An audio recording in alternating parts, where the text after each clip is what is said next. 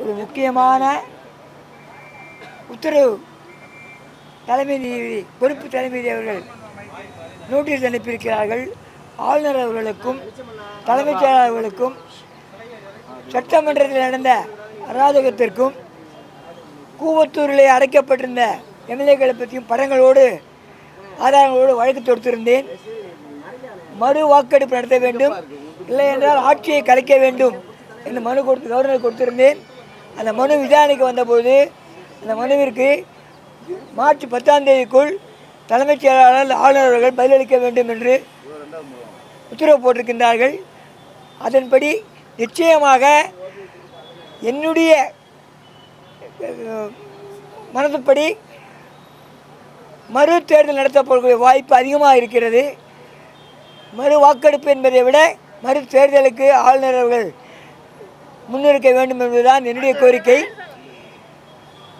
ஸ்டாலின் அவர்கள் தொடர்ந்தது வேறு விதமான வழக்கு. ஆனால் என்னுடைய வழக்கிலே ஆளுங்கட்சியை அகற்ற வேண்டும், மறு தேர்தல் நடத்த வேண்டும் கேட்டிருக்கேன். அதற்கு அவர் பதிலளிக்க வேண்டும்.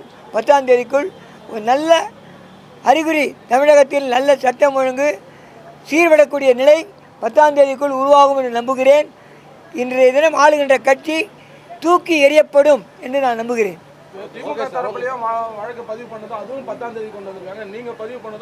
ரெண்டும் எல்லாம் 10ஆம் தேதி தான். என்னது ஆளுநருக்கே நோட் போயிடுது. ஏன்னா அவர் தான் ஏற்கனவே கொடுத்துருக்கேன்.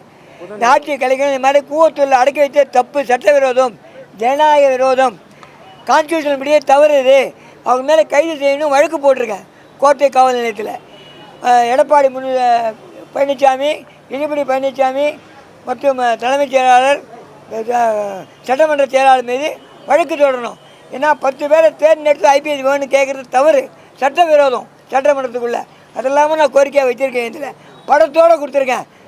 நீதிமன்ற ஒரு அமைச்சர் தேசிய கொடியோடு கூட குற்றவாளியின் படத்தை போட்டு வாகனத்தில் வராங்க, அந்த வாகனத்துக்கு ஆதாரம்லாம் கொடுத்துருக்கேன். நிச்சயமாக நல்ல தீர்ப்பு மக்களுக்காக கிடைக்கும் என்று நம்புகிறேன். எந்த அடிப்படையில் ஆட்சி கலையும் மறு தேர்தல் நடக்கும் சொல்றீங்க? சட்ட விரோதம் நடந்தது. எம்எல்ஏக்களுக்கு பாதுகாப்பு இல்லை. 10 நாள் சிறை கைதிகளுக்கு கூட பாதுகாப்பு இருக்குது. ஆனால் அவங்களுக்கு இல்லை. வெளியே ஒரு ஆள் அறிக்கை விடுறாரு கூவத்தூரில், அவரை கூப்பிட்றாங்களா எம்எல்ஏக்கே பாதுகாப்பு இல்லை. மக்கள் எங்கே பாதுகாக்க போகிறாங்க? அவங்க அதெல்லாம் மென்ஷன் பண்ண ஜனாதிபதிக்கெல்லாம் லெட்டர் எழுதிருக்கேன். அதனுடைய விளைவு தான் இன்றைக்கி நோட்டீஸ் போயிருக்குது. ப்ரைவேட் நோட்டீஸும் அனுப்புவதாக கேள்விப்பட்டேன். எனக்கு உடனே சரி தான் வழக்கறிஞர் அரவிந்தன் தான் அவர் வாதாடினார். இன்றைக்கி நிச்சயமாக ஒரு நல்ல முடிவு ஏற்படும் 10ஆம் தேதிக்குள்ளே தமிழகத்தில்.